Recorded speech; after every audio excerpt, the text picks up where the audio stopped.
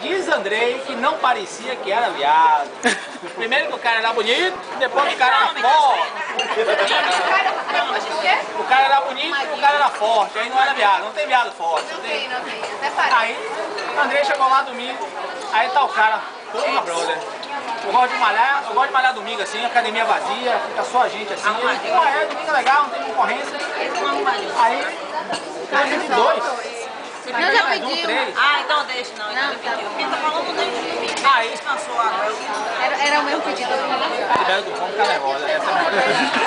Aí, quase eu não conheço ela, porque ela tava com fome do jeito que eu fui conhecer. Aí, quase eu não consegui falar com ela. Eu consegui conversar com ela de noite, porque na hora do almoço eu conversei com uma amiga dela que fez o agenciamento. Mas ela foi foda. E comeu uma cenoura feia pra porra.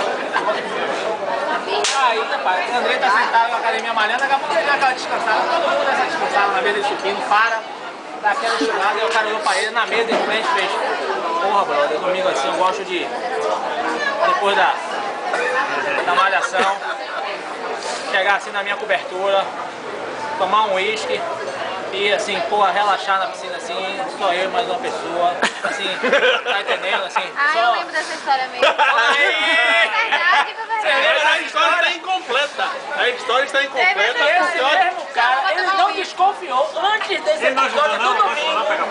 Ele chegou na academia, o maluco fez: aí mesmo, vai malhar o quê? Aí ele fez: porra, eu vou malhar ombro e perna. Ele fez: porra, vou falar de você, mas eu também vou malhar ombro e perna.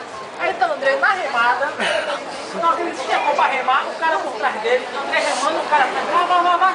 Sua crença, o André remando, o cara remando com ele. Mas rapaz, que remada escrota, né? O cara, cada remada que dava, o André ia fazendo, saindo.